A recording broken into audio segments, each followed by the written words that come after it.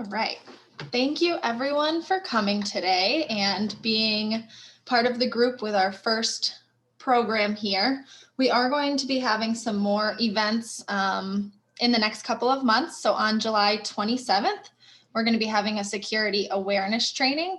And then on August 24th, we'll be doing a Microsoft 365 Cloud Tools training. So look for the registration links coming through on those upcoming events. And we hope to see you there. For anyone who has questions today during our presentation, please use the Q&A buttons in Zoom to bring up the dialog box where you can enter your questions, and we will answer them as the webinar goes on. We'll try to get as many questions as possible during the allotted hour, but our presenter will be staying after the posted time as well to answer any additional questions that may be coming through that we can't get to during our regular presentation. We will now be holding regular monthly events, and we'll follow up with a survey at the end to get your feedback and ideas on future topics. And we'll really appreciate your feedback as we're planning more of these. We want to make sure they're as beneficial as possible and you are getting the trainings and topics that you need in your organizations. Before our presentation begins, I'd like to introduce you to the CompuWorks founding partner, Alan Bowman. Kaylee, want to introduce yourself first quickly? Oh, sure. I'm Kaylee Carmel. I am the Client Services Coordinator here at CompuWorks. And in addition to that very, very critical job that she performs at CompuWorks, she is today's Zoom master, so we're very grateful for that. But I'm sure many of you either have spoken with Kaylee, or if you haven't, I'm sure you will at some point. She's kind of the hub of the universe when it comes to things flowing into the company. So thanks for being here, Kaylee. So on behalf of the whole CompuWorks team, I just want to welcome everybody to the webinar today. We've got a really terrific turnout, which is very encouraging for us. This is something that we've had on our mind to do for quite some time, so it's great that we've got a little bit of momentum in the first one launched. And one of the things I wanted to sort of state here and make sure people have a right understanding of what it is that we're trying to do is that we're intending these webinars to be, educational. These are not sales webinars. We're not trying to sell you something at the end of it. The vast majority of the folks that are on this call are part of the CompuWorks community.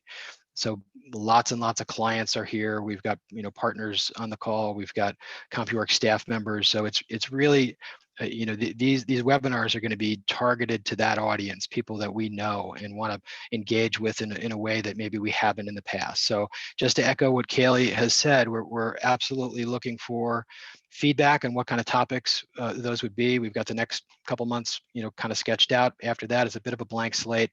You're going to have lots of opportunities. We're going to be sending surveys, and you can, message us via chat and all that kind of stuff, or pick up the phone and call us. I mean, whatever you want to do to communicate what would be valuable to you as an educational exercise in the coming months. We would love to hear from that. Hear from you on that. And so I also want to introduce another colleague, Dana Johnson, who's on the call here with us. Many of you know Dana, and he is our client support manager. And what that means is Dana oversees both our help desk team and our service desk team. And when the world needed to, leave the office on a minute's notice and start working remote for a year and change, Dana really kind of oversaw the teams that really helped a lot with that. And so a big component of that for many of our clients was moving to Teams. And in many cases, it was a first, toe in the water, so to speak, of using Teams. So it was a really big effort. I think Dana has some great real world knowledge that may be helpful in the Q&A. And so thank you for being here, Dana. Thank you. Glad to be here. All right, so before we introduce Chris, our presenter today, I'm going to ask our Zoom master to launch our one and only poll question. And this is it. So super simple. We just want to get a basic idea of where you are with Teams. So which best describes you? I'm new to Teams. I've used Teams, but I'm interested in learning more. I'm a Teams ninja, and I'm interested in what Dana Johnson thinks about how many Teams ninjas we have on the call.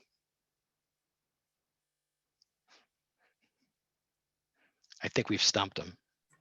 I'm questioning if I should click that I'm a Teams ninja.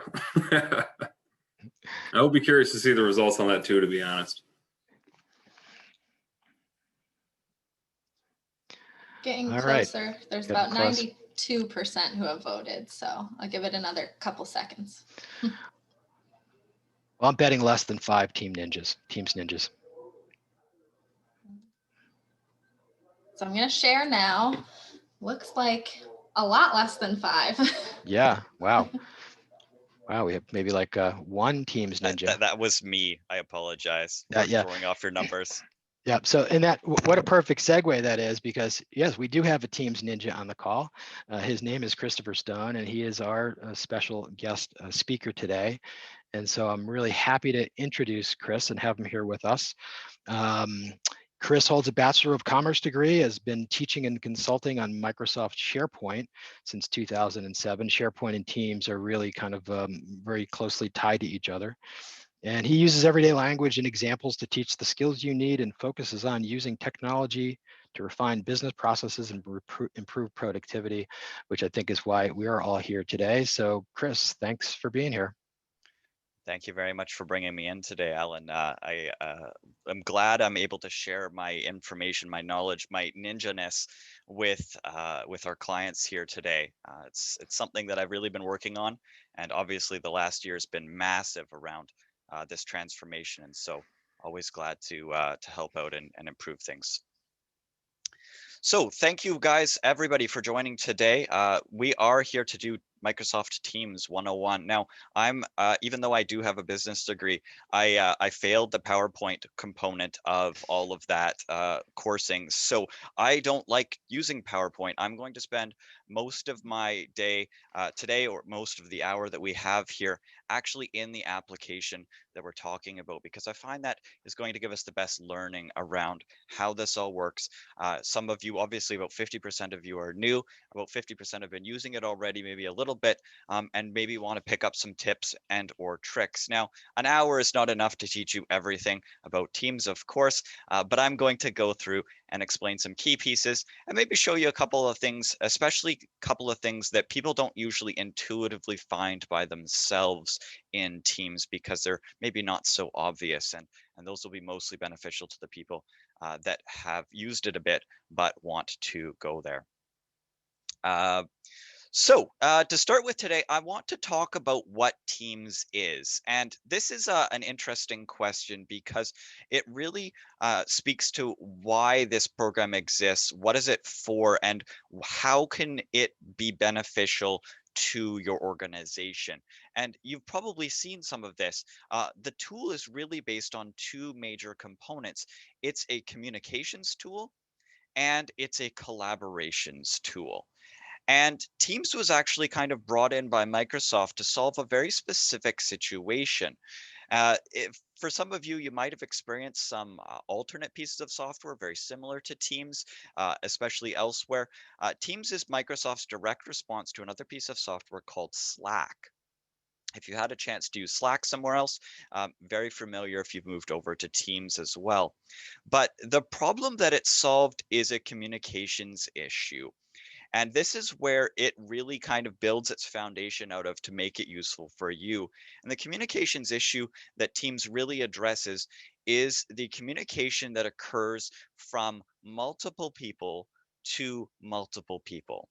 And when I come at this from a business perspective, we've always had other ways of dealing with other communication, right? If I want to have a one-on-one conversation with Alan, I just pick up the phone and I call Alan, or I go to a chat messenger service and I message Alan. That was a solved situation.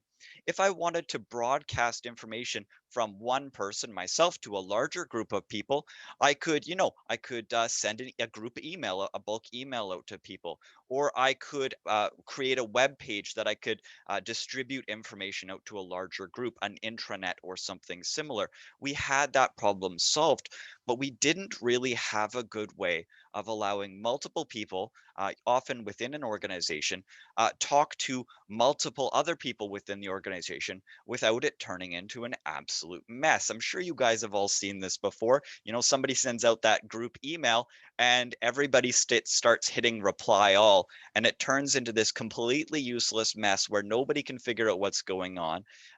If you ever need to go look at the historical piece for that, the email reads like it's 3 miles long, right? You have to just keep scrolling trying to find what you're looking for in that email. It's not a good way to do that group communication.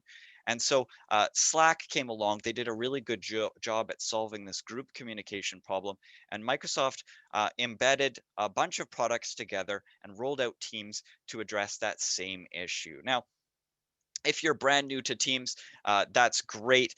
Teams isn't brand new anymore. It's 3 or 4 years old now, but it does actually roll in other pieces of Microsoft's older systems. If you had a chance to use Skype for Business, if you had a chance to use Link or Communicator, these are what Microsoft has been using for a lot of this over the last kind of 10 or 15 years or so. If you've used Microsoft SharePoint, if you've used Microsoft Office even, all of these tools have been kind of rolled into Teams in a way to benefit or help you guys achieve what you're trying to do around two pieces. The two pieces I mentioned earlier, communication and collaboration. Communication is, talking to each other. Collaboration is working with each other.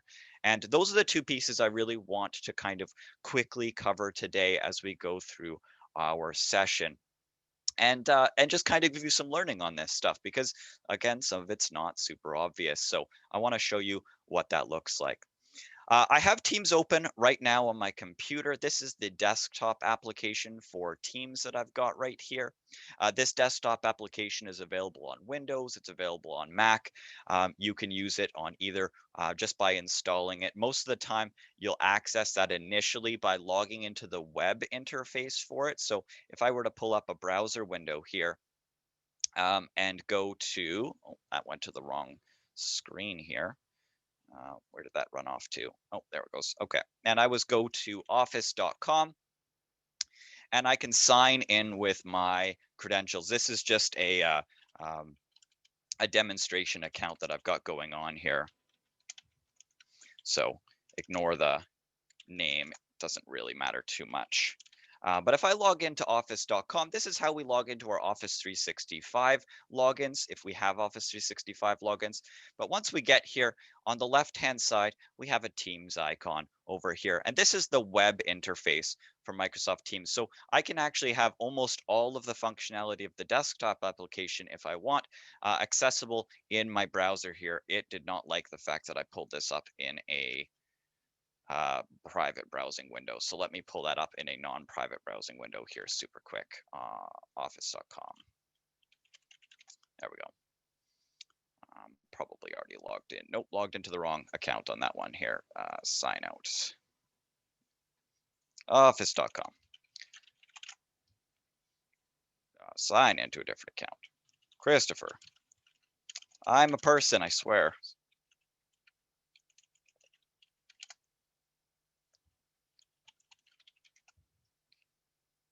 Okay.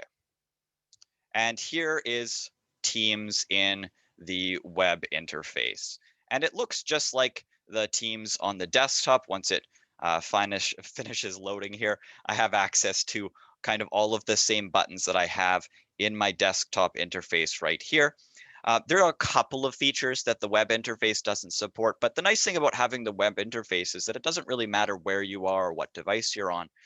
This is going to just kind of work automatically. You don't need to download or install anything. I can still make the same voice and video calls, attend meetings, all of that kind of stuff that I'm used to being able to do on the desktop client. But for today, I'm going to spend most of my time on the desktop client. I do want to also mention at the same time that there is a cell phone version of Microsoft Teams, both for Apple iPhones and Android devices as well. I especially use this in order to make sure that I'm always available on the go, although I do have my notification hours set to cut off at 6 p.m. at night so that my phone isn't buzzing. I'll show you how to do that right at the end of the class today. Anyways, once I get to this interface here, I want to start with the communications piece. And there's really kind of two main components to this here. I've got the chat component on the left-hand side here. This allows me to do small communications, either one-on-one with somebody or with a small group of people. I can see here that I've got, a single person that I'm talking to, or maybe I'm talking to 3 people and having conversations with them. And this by default is going to be a chat message right here. But in this particular case, I can increase that or make it a voice or a video call if I want to. If I'm talking, for example, to Paul over here, I can click this video call or I can click this voice call and immediately convert it from, hey, I'm just having a chat with you, into, oh, we really need to talk about that piece of work or that document that we're discussing here today. I can also do a lot of the common things that I would expect, from any sort of communications tool these days when it comes to this. If I want to, share my screen with somebody, I can click share my screen. From here, pop it up. It'll start a screen share with Paul almost instantaneously, and I'll be able to go. If I want to add additional people, I'm just talking to Paul. I want to talk to Paul and Megan. I can just type in Megan's name up top here in the corner and add Megan, and we can have a conversation together as a small group. And again, even group conversations can be elevated into voice or video. But really, this chat bubble is kind of about one-on-one or small group communications that's going to just make it easy for you to talk often internally within your organization. This particular part of Teams is really focused on making sure that within your organization, you are able to reach out to your coworkers, to your boss, to your subordinates, make sure that you guys are all on the same page, especially in a massively distributed environment these days, often with people working kind of everywhere. Keeping everybody in touch with each other quickly and actively is super, super helpful. Somebody has asked a question here. Somebody's asked, in Slack screen share, the resolution is not great. Is the screen share in Teams comparable to Slack, or is it better like Zoom?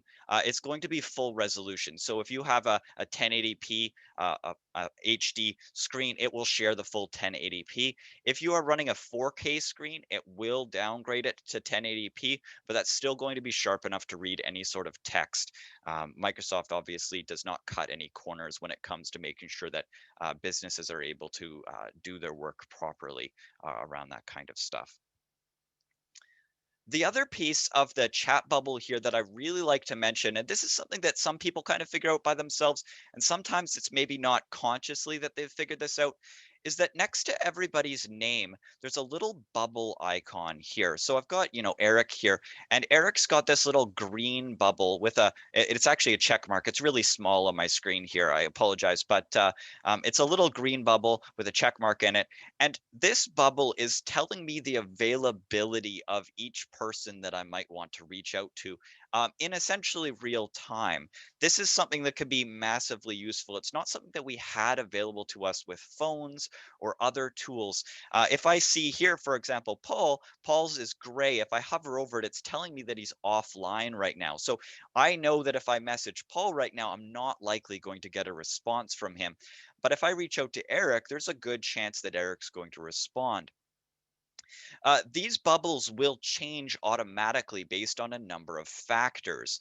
For example, if it turns yellow or a kind of an away from keyboard status, that usually happens automatically if somebody stops touching their computer for a certain number of minutes. I think the default in Teams is either 5 or 10 minutes, but it can be configured so it's not always consistent. But if you walk away from your computer, you lock it and you walk off to go for a break or go on lunch, it will automatically switch you into yellow after a few minutes.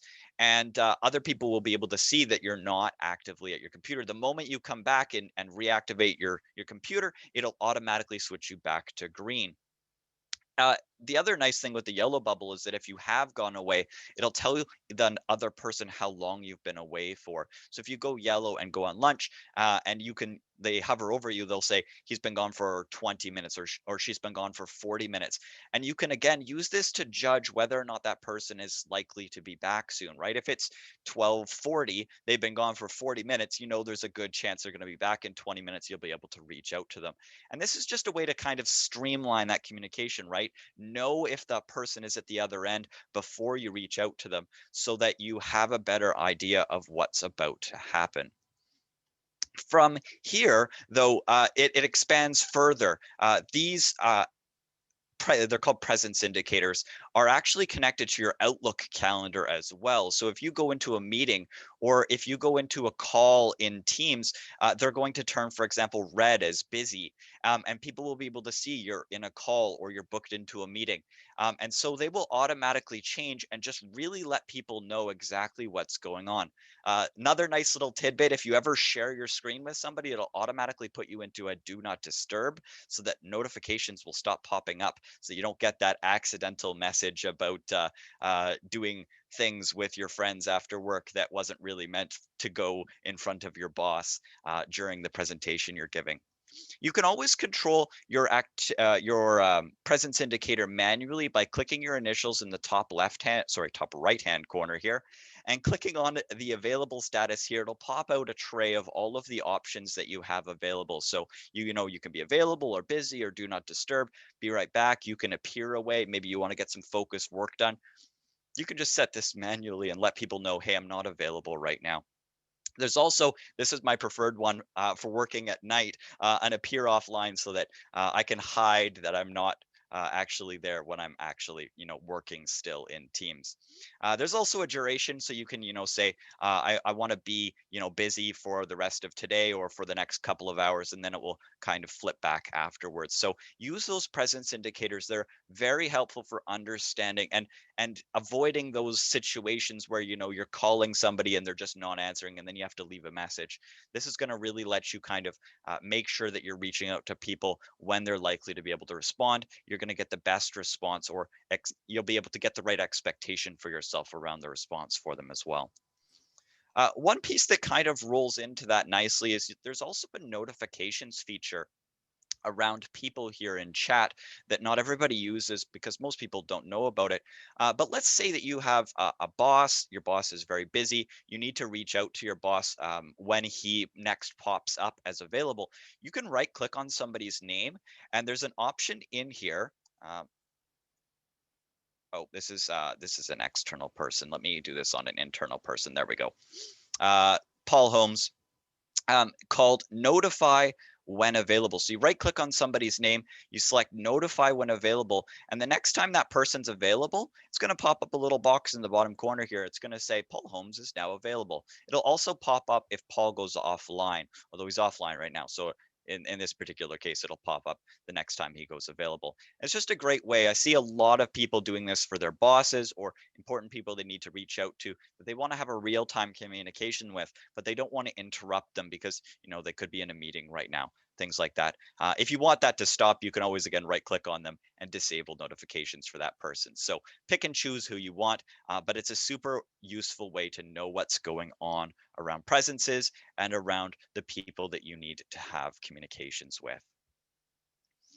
From here, in terms of the chatting, it's fairly straightforward. If you've been on the internet in the last 10 years, you probably know how to go down here and type a chat message. This is not rocket science. You can say hi. You can type out a big message if you want. You can type out whatever you want in here. It'll let you do multiple lines. There's no problem with that. You can even do multiple lines within your particular line. So if you wanted to, you can hit shift enter instead of just enter. If you hit enter, it'll send the message. If you hit shift enter, it'll let you have a second line of text, and if you hit it again, you can build a paragraph if you wanted to send a larger message. I don't always do that individually with people, but that's very common in the Teams chats to have kind of a larger chunk of text. You want to usually style it so that people can see what's going on.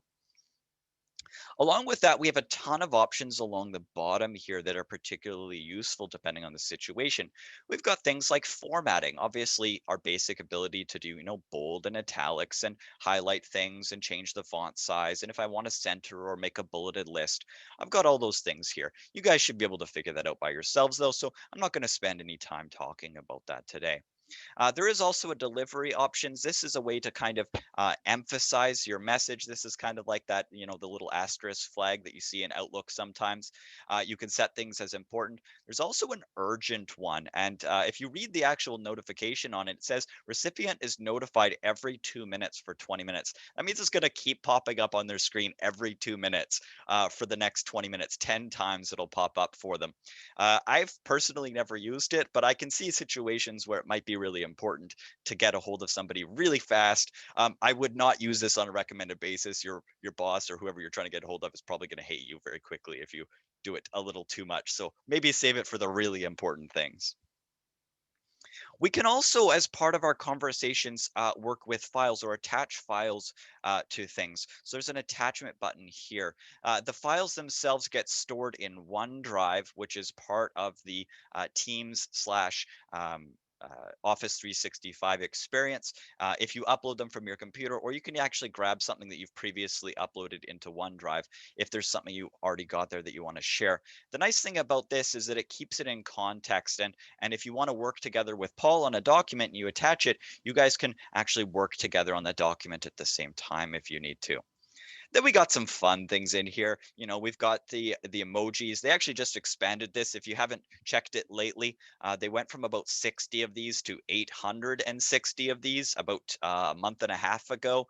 There are a lot of emojis available. There's different categories down at the bottom available for us now if we want to, pick some fruit or something like that.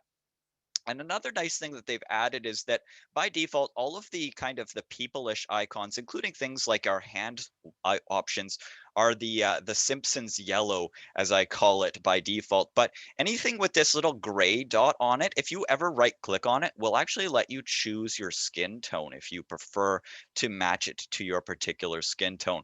Unfortunately, I'm as white as a well, I shouldn't go outside very much. I burn very easily. So I'm going to go with that there, but I can do that and it will actually remember the skin tone option that I've chosen so that the next time I go back in and choose any one of my, hand options, you'll see that it's kind of set that as a default for me going forward. So people do have that ability to customize it to their own skin tones if they want to. If you don't want to, you can just, leave it on Simpsons yellow and you'll be fine there as well. Beyond the emojis, we do have, GIFs available for us. If you want to get real fun, you want something with a cat, you can go in and find something with a cat. You can go in and make memes even. You've got Success Kid in there and Grumpy Cat, and you can do all sorts of fun stuff. But again, not going to waste any time talking about those. Those are fun things that you can play with when you get a chance. Now, there are a number of very useful options that come after this, however, that I want to mention. If I'm having a chat with Paul, it might be that we need to have a meeting tomorrow about something. One of the things that often happens in a lot of other applications is that I'll need to now leave in order to schedule a meeting with Paul, right? I might have to go to Outlook, or if we're not using Outlook, I might switch over to another tool and schedule a meeting with Paul. If we are using Office 365, though, I do have a schedule a meeting button as part of my chat window here. And I can, just click this button. It's going to pop up a meeting schedule button, just like I would expect to see in Outlook. I even have access to things like my scheduling assistant to check their availability. And I can, give it a title. I can pick a time and a date. I can set repetition. I can add a location. I can type out details. All of the stuff I'm normally expected to be able to do. I could add additional people if I needed to by typing their names in here, and then I can send it off. And this is fully integrated with your Exchange email and your Exchange calendar, which means that I don't have to go add it to Outlook. This is Outlook. This is adding it to Outlook because it is part of the same system. It's all nicely integrated to make things super easy for you to get your job done without having to switch between applications. Microsoft Stream, this probably isn't super useful, but this is a video sharing platform if you ever want to use it. There's some praise functionality. This is more useful in group, but you could praise people. If you want to give people, an awesome badge and say, Paul was awesome, you can do that. Again, more used in group facilities where it can be done in front of people than kind of in private chats, but that is there.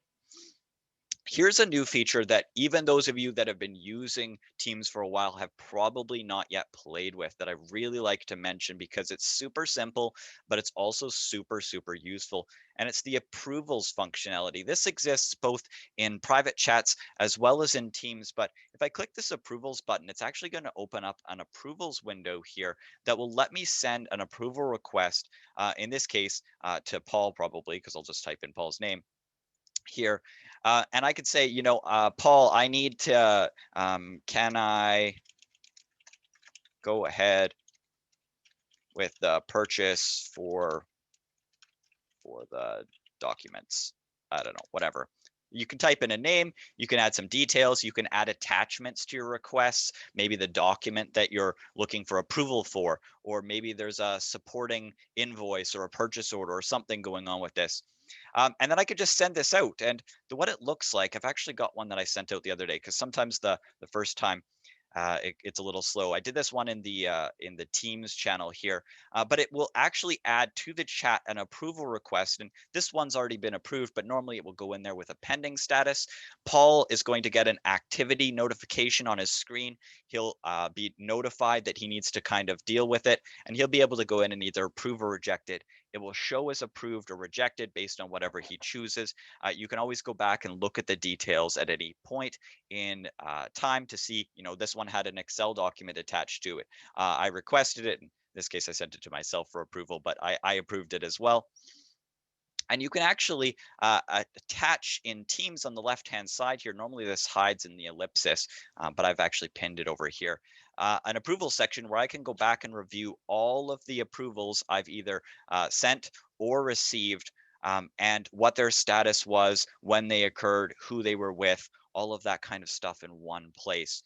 It's not complicated. We're really just typing in names, we're typing in some details, we're attaching files, and then we're sending it out. We get this kind of much easier approval process than that generic email that you can't find 2 months down the road to prove that your boss sent you or did or did not approve of something there. Somebody's asked, how do we pin icons to the side menu here? Absolutely easy to do this. I'm just going to unpin the approvals. If there's something in this ellipsis menu here that you want to kind of keep up permanently on your left-hand menu here, you can click the ellipsis to pull it out. Maybe you want the wiki, or maybe you want stream, or in this case, approvals. You click on it first, it will show up, and then you right-click on it and you pin it. And now it will stay there forevermore, and you can continue to access it. You can also rearrange these by dragging them around if you want them in a particular order, including the ones up top if you want to do that. If there's a particular preference that you have around this, you can adjust that like that. So that's the approvals functionality. Super, super useful to do either as part of a chat here or as part of a team. The last option I really want to show in here is next to the approvals, there's also the ability to do forms. And you're like, forms? What the heck do I want to send Paul a form for? This is actually a polling functionality, usually. Probably don't do it so much in the single person areas, maybe in a group chat, or again in a team over here where I want to, start a new conversation and poll people about something. But I can pull up Forms, which is a Microsoft product, Microsoft Forms. It's part of the Office 365 license. There's no additional costs or fees or anything with that. But I could, make a question. What day should we celebrate Jody's birthday on? And you'll notice it's actually smart enough to suggest answers for you, which is really, really neat that they've added that functionality. But, I could add those there, or I could type my own answers in. I can save that, and it's going to then launch that poll for everybody in the team. That easy to kind of get communication, get feedback from people, and really kind of make sure that you're able to communicate and collaborate with your coworkers, with the people that you're working with. Now, that's kind of the first half here, is the communications piece. Obviously, we have the meetings component as well.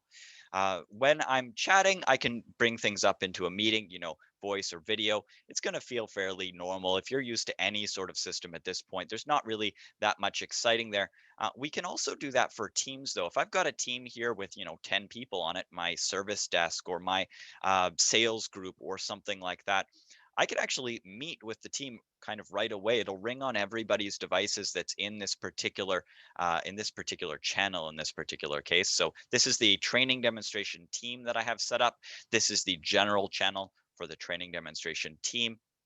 And for that channel, if I click meet, it'll invite everybody who's in that channel to have a meeting with me. This is what Teams normally kind of pops up with. It says, do you want to have your camera, computer audio? If you've got a conference room that supports conference room technology that supports Team, you can use room audio or not use audio. If you have phone audio configured for your system, you can do that as well. This will not pull in my main camera, but I should actually be able to pull in my other camera, my bad laptop camera. There we go. Like that. I've got, the standard background filters if I want to replace my background with something. Microsoft's built in a number of those, including things like Minecraft Land. I don't know why. I for Christmas I had the Grinch photo in the background. You can also add your own photos as well to set as your background filter. So you get kind of the same things that you're used to for that. And once you've selected one of these options, you click join now, and it will dump you into the meeting, just like this. There's not too many things I want to mention about the meetings, but there are a couple of things that I do like to point out that maybe are beneficial to you, or maybe you haven't figured out for yourself. Obviously, we've got things like, checking the participants. We've got a chat area right here. One nice feature, and again, this is something that if you've used any of the systems, you've probably had access to. There's a raise hand functionality. The nice thing about the raise hand functionality is that it will actually raise their hand in the participants list in the order in which the people raise their hand. This is super useful for calling on people in the order in which they are asking questions. You can also react, with the things that pop up on the screen. So you've got those options in there. They're not exceptionally exciting, but they're there. You expect them to be there, and they're available for you. Breakout rooms, if you're doing anything involving breakout rooms, this will allow you to split, 10 people into 3 rooms of 3 people plus 1 room of 4 people or something like that. Useful for educational purposes, may or may not be useful for you there. We've still got the standard controls, for our video and our audio, sharing of our screen. One of the things with the share screen that I like to mention to people is that, of course, you can share your screen, but there are actually a couple of other options in that share window in Teams that you might not have seen. One of those is Microsoft Whiteboard. Again, built into Office 365, no extra costs, gives you a whiteboard that you can use and that everybody in the meeting can participate on. Something that is worth spending, 5 minutes playing with if you've never seen it before. It's just a big whiteboard, and it gives you a bunch of pens and some text tools, some sticky note tools, and you can make some whiteboards. The other option is this PowerPoint Live, where you can upload a PowerPoint to the meeting and present the PowerPoint. And instead of having to share your screen and worried about, is my screen high enough resolution? Is my internet connection fast enough to handle this? If you use PowerPoint Live, it actually kind of is doing the PowerPoint on their system rather than it being a stream, and therefore it's a lot less bandwidth. It's a lot less prone to problems. You'll be able to see your presenter notes while you're presenting. They won't see the presenter notes. They'll just see the slides, and you'll get to control where they see in the PowerPoint presentation. So again, another thing to take a look at if you haven't had a chance to play with it. There's a question there. I hope it got answered. Okay, yeah, it doesn't look like it was applicable, and it's already been answered. The other thing in here is that in a meeting, we do have this drop down, this ellipsis here that's going to give us a couple of things. And I want to just point out a couple of things in here that may be useful for you when you're hosting meetings. The first is that there are a couple of view settings. So normally I'm in this gallery view, which is, that 3x3 grid of faces. And for small groups of people, this one works just fine. There's generally no reason to change it. A lot of people like that Zoom Brady Bunch view where you've just got tons and tons of people on it. If you're in a call that has lots of people, you'll be able to switch it to large gallery. This will do a 7x7 grid, so 49 people in there if you want. And then Microsoft's also got this together mode, which cuts everybody's heads out and sticks them onto a superimposed background. You can put people in a classroom, or there's like an under the sea coral reef where it'll put people kind of sitting next to each other. It's rather a neat experience. People kind of think it's gimmicky, but surprisingly, if you're addressing a large number of people with video on, it actually makes it a little easier to pay attention to the overall mood of the room than just the boxes, I find, for some reason, because it eliminates all of the clutter that you would normally get in the backgrounds and just kind of focuses you on their faces. So don't discount it too quickly. It is actually beneficial. So give that a try if you ever end up in a meeting. I think you need about 5 people in your meeting before you're allowed to activate together mode there. The other thing in here that I really like to mention is this one right here called Turn On Live Captions. This one is specifically for accessibility purposes. If you deal with anybody who has a hearing impairment of any kind, it could be mild, it could be significant, or if you're dealing with people who just prefer kind of reading what you say instead of hearing what you say, there is an option here to turn on live captions, and I don't think it's actually going to work here in this meeting because there's nobody in it right now other than me. But what will happen is that we'll actually, maybe let's see if it does it. It's doing it properly. Excellent. So what you'll see is that as I talk, it's going to pick up what I'm saying. It's going to digitally transcribe it for me, and it's going to put it at the bottom of the window. If different people speak, it will put their name next to it and let people know who it was that spoke and who it was that is talking right now. So it's not perfect. Of course, if you've got a heavy accent, it might have some challenges with you, although it has actually been trained quite well. So it's not terrible, as well as certain things like, place names. It doesn't always pick up properly. So you might have some trouble if you're saying things in a strange way or something that it's not kind of normally used to. But for the most part, it works pretty well. You can see that it's been transcribing me just fine down there. That's activated on a per user basis. So you don't kind of have to activate it for people. If you have somebody or somebody is hearing impaired for you, or they can activate it on their side and just be able to see that without affecting what everybody else is seeing at all. So super useful feature for accessibility if you need it.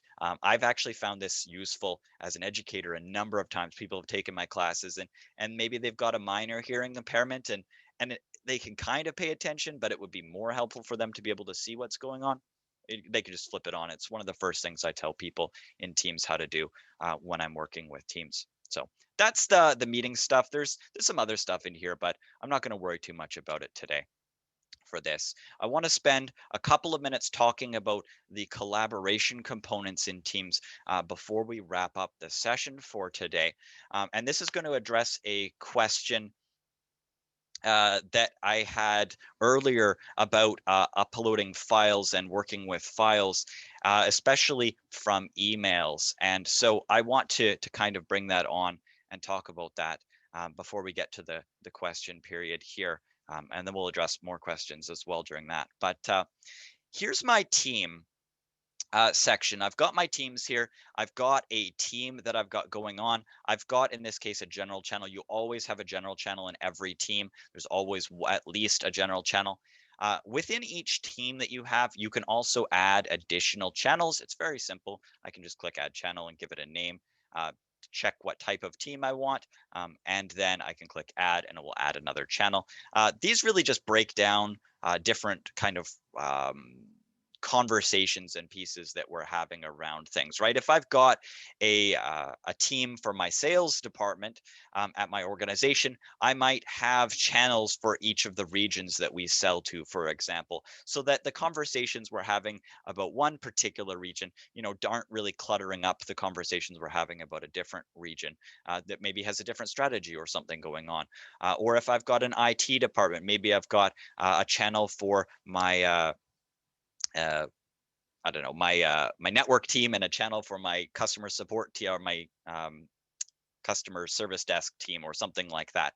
And so you can split things up with channels. Channels by default start with 3 things up top here. And I want this to go away. Hide the, how do I make this thing go away? Go away. That's not the right one.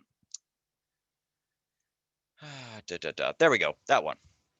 There. Okay, so inside each channel, I normally start with 3 tabs up at the top here. I've got posts, files, and wiki. Posts is where I have my team conversations, right? It's where I can chat. It's where I can, do approvals or make my polls or have conversations with people. This is a super useful thing. The only thing you really need to know about posts is that the posts are ordered based on when they were last responded to. So if I go up to this really earlier meeting that I had here and I say, looks good, and then I were to leave that and come back, that will have dropped down to the bottom. So the posts are always organized with the newest at the bottom, and it's newest based on not when they were started, but based on when they were most recently responded to. So something super handy there to know. You can also react to posts and stuff like that, but not so worried about that today. Anyways, this is the conversations piece. Where most of the collaboration work gets done is in the rest of the tabs that we've got up top here. So like I said, we start with the files and the wiki tabs by default, but you can actually add additional tabs up top here. The files tab, though, is really where Microsoft wants us to go with file storage. If your organization is running network drives right now, if your organization is still storing things on your computers, I really hope not locally on your computers, this is where that is supposed to end up. Network drives are really supposed to be transferred for the most part into Teams files areas so that everybody within a team has access to those files. The access controls for who has access to them becomes very easy. If you want to, add a new member to your team, you can simply click their add member, type in their name, and they're going to have access to the posts and the files, right? You hire somebody new and adding them, other than getting their account set up, takes seconds. It's a very convenient way to deal with this, and it's a very useful way to organize your organization and have your files in one place. Somebody's asked, is this a secure platform? The answer is yes. This is all Microsoft secured, right? So Microsoft runs a massive number of data centers across the country and in fact across the globe.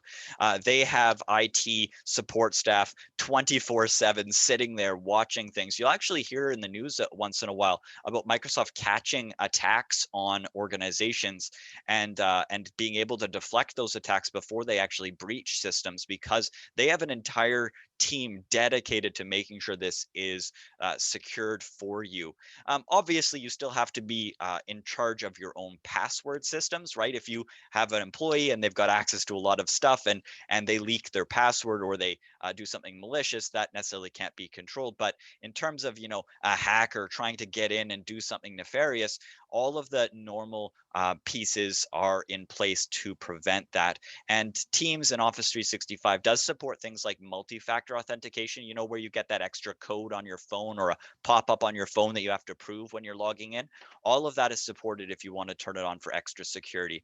I'm definitely I assume that whoever's talking about the security thing next month in the session that is coming up will address multi-factor authentication. It's super important these days when it comes to security. So look out for more from that there. But with my files here, they're super easy to use, right? I come in here, I want to work on a Word document, I click on the Word document. It's not going to open up Word on my desktop. It's going to open up Word inside of Teams. This is going to be functional. I can pop in here. I can just type. I can get my work done and get out.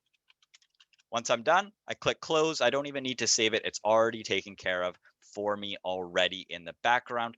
It's super useful. It's definitely going to do what you need it to. If I wanted to work on Excel, it's right there. If I have an email file, somebody asked about bringing files in from email. Let me pull up Smart Orcas right there. I've got an email here. I want to bring it into my Teams. I can literally just drag it. I literally just drag it in, let it go. Oops, try that one more time. Did that a little too fast. There we go. And it's uploaded the file. So it's as easy as drag and drop to get those files in there. These files are technically stored in SharePoint, but there are files accessible in OneDrive through your Files OneDrive link as well. So all of that is available in here if you want to take advantage of that. I don't like the wiki tab up top here, so I wouldn't recommend using it. If you're going to need a wiki for your organization, I highly suggest using OneNote, which is again part of Office 365. No extra charges. You may as well take advantage of it. But use a wiki and use a OneNote file instead of the built-in wiki tool. The built-in wiki tool is a little meh in terms of features right now. But you can optionally also add additional things. Task, Kanban style task whiteboards. This is called Microsoft Planner. Again, part of all that there. There's the whiteboard I was talking about earlier that was available in our meetings. We can also have whiteboards for our teams if we want to. Takes a few seconds to load, and then there's my pens and my erasers and my sticky notes. I can have all sorts of things up here. There's a button that you click plus, and there's hundreds of things that you can add to up top here. Integrations with third-party systems, if you're using, Jira for project management, or if you're using TeamViewer or Trello or any of these other things, there's integrations across the spectrum with all of the stuff there. Somebody's asked, is the To-Do app on there? The To-Do app is actually not part of the Teams, but it is here under Tasks by Planner and To-Do. You can actually access your to-do tasks right in here if you want to, for sure. Can you import from other email platforms such as Gmail? An excellent question. Kaylee, you want to take that one? Am I supposed to know the answer? I don't know. You clicked the button that said answer live. Oh, So because you talked about it. yes, it's totally possible to migrate from Gmail over to Office 365. Reach out to us and we'd be happy to walk you through what that looks like. It can be a little bit of a process, but it's definitely doable. There are many tools in place to make that happen in order to do that. I'm just going to wrap up. That's kind of my main presentation, giving you an overview of Teams 101 in terms of the communication and the collaboration. I'm going to open it up for questions now and really just kind of try to answer any of these questions that have come through in terms of what's going on here. So somebody asked about backup protocols. An excellent question around this. Microsoft 365, again, it's Microsoft data centers where all of this is living. Microsoft obviously doesn't want downtime. You will hear about downtimes once in a while in the news. Where there was a joke originally when Office 365 launched about, 6 or 7 years ago, that it was not Microsoft 365, it was Microsoft 364, because it was always down for a day here and there. But surprisingly, over the last couple of years, Microsoft has been really, really good at making sure that uptime is really, really effective. I think we've, over the last year, and this was, remember, COVID, where we went from, 10 million daily users to 150 million daily users of Teams. I think we had maybe a grand total of like 14 hours of outage time over that entire period.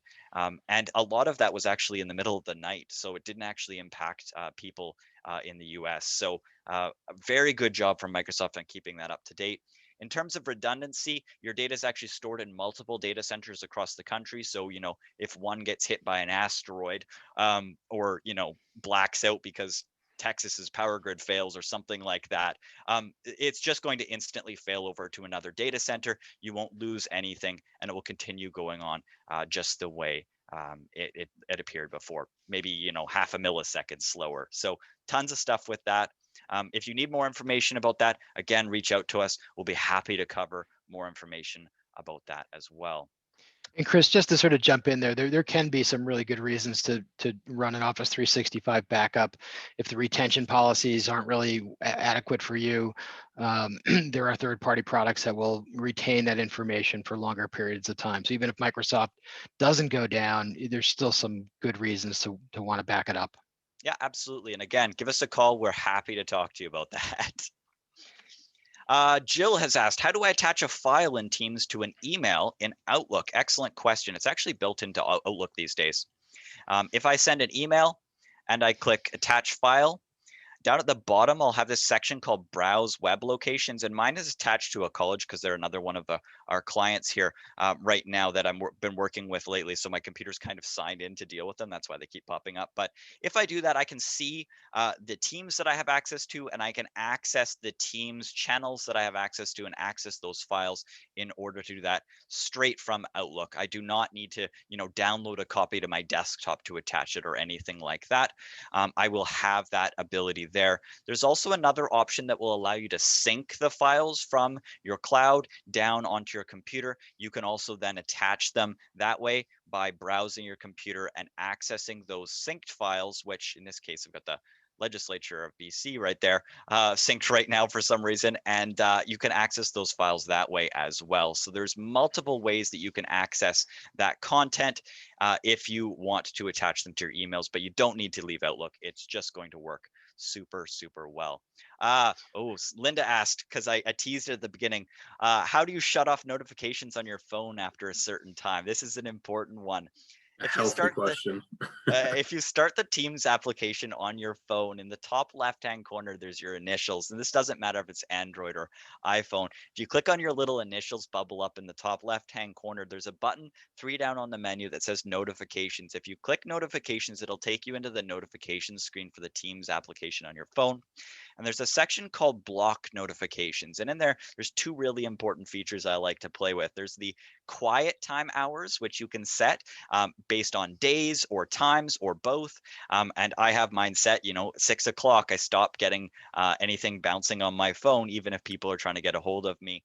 You can enable those in there. The second is the option called when active on desktop. This is one that really annoyed me because it wasn't there when I first started using Teams, but I'd have my computer and my phone right next to each other, and somebody would message me on Teams and I'd get a bing on my computer, and then half a second later my phone would also go bing, and I'm like, I don't need both.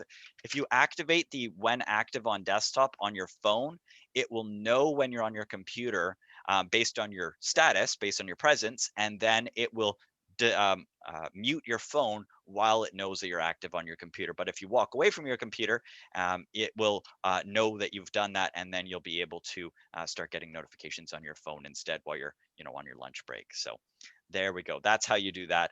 And it's a super useful thing to have, especially these days when the difference between home and work is you know, taking your fancy shirt off because we're already physically there.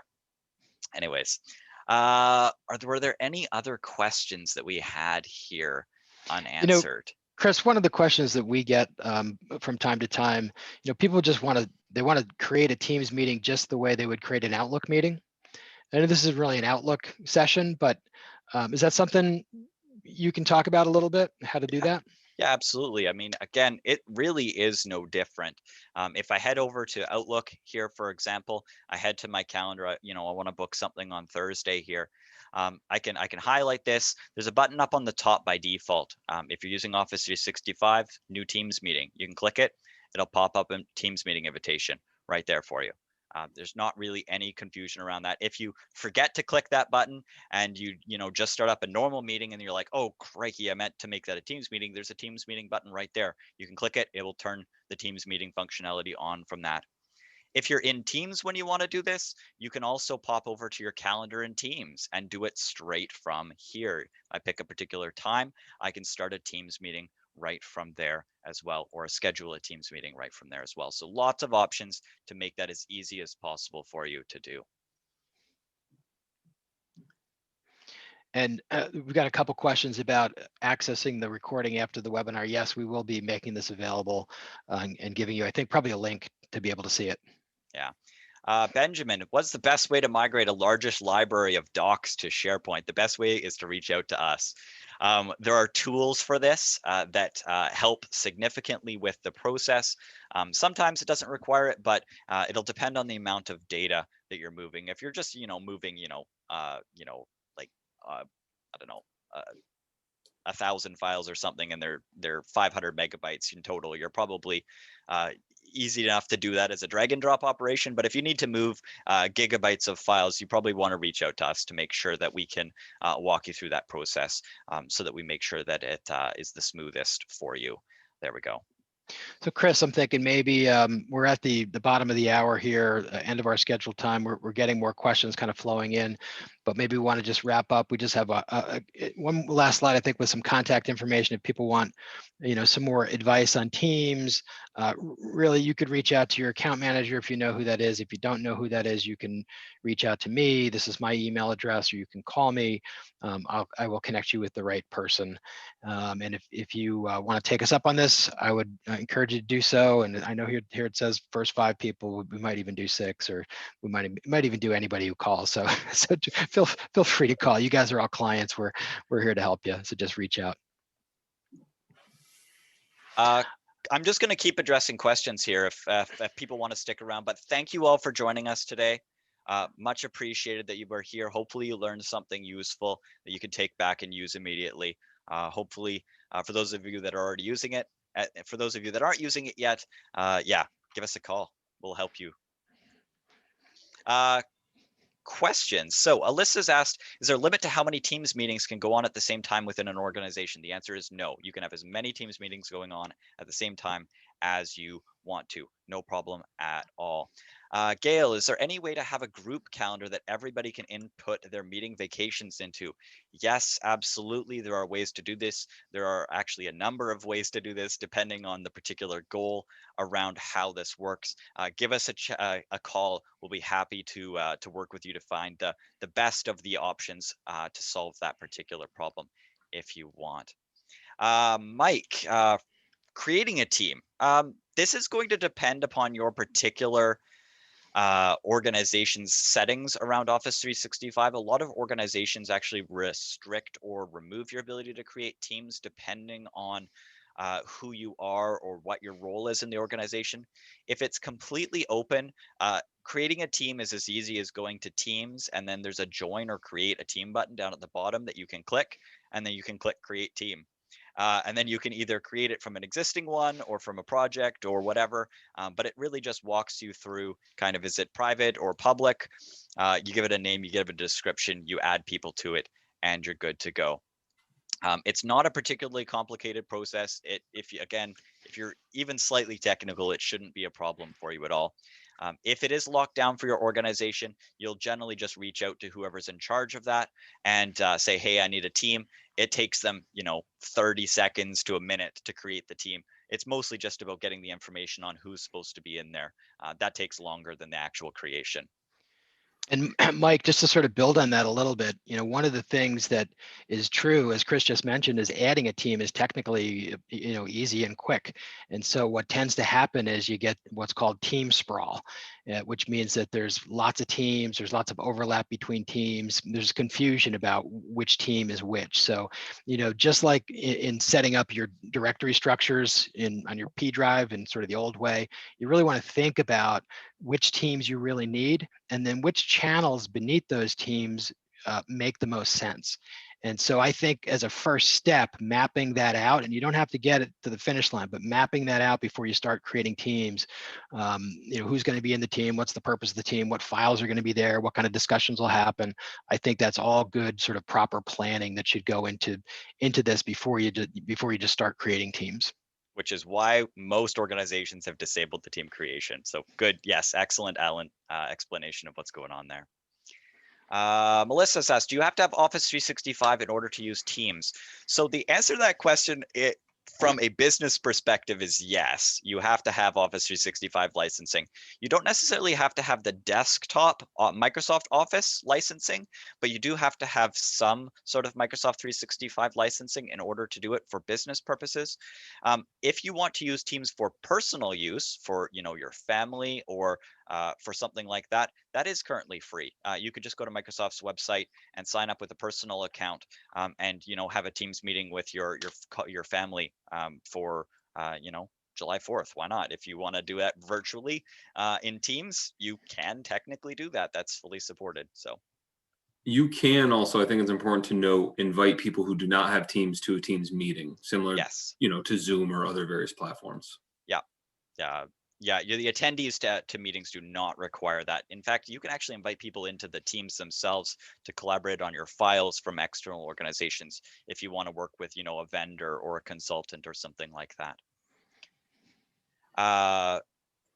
Your Office has Office Professional Plus at the moment. Wasn't sure if you need to switch. Yeah, you do have to have some sort of subscription licensing with Microsoft in order to be able to use Teams, but kind of the cheapest Office plans include it. So And we can help you figure that out. We can answer that question for you with certainty.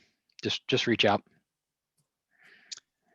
Questions in chat here. When a document is approved, can it then be moved into a file in another team? For example, an invoice approved by programs. Yes, it's totally possible to do that. Stephanie, is there a way in the admin portal to set admin defaults for apps so that everyone has the same apps in your organization?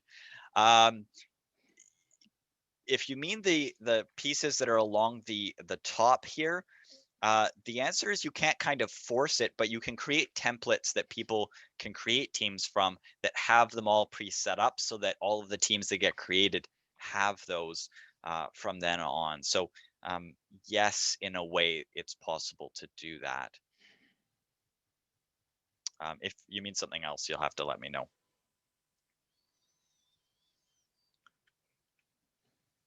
I'll just bring this back up here for anybody that wants to, but does anybody else have any questions? I've answered all the questions in the chat and all the questions in the Q&A so far. Anything else from anybody before we wrap up for the day? It looks like that's it, Chris. Awesome. Thank you so much. I'll pass it back to Alan here to end this off for us. Yeah, no, thank you all for being here. I'm hoping this was useful. I actually found it really useful. I definitely learned some stuff, so I know I'm coming to the next one. I would like to put in a pitch for the security awareness training in July. I know this sometimes sounds like a very dry topic to people. It is very, very, very important. And if you've ever lived through any kind of ransomware attack where your systems have been, down for a couple of days, and I know, most of us at least know somebody where that's happened to them, it is not something you want to go through. So security awareness training is the single most important thing you can do to prevent that. So you just can't get enough of this. So I would absolutely encourage you to attend what you think is going to be a boring session, and I promise you'll get some value out of it. So that's in July. You'll be getting an email invitation on that shortly. And again, thanks for being here and making this first session such a success. See you all soon.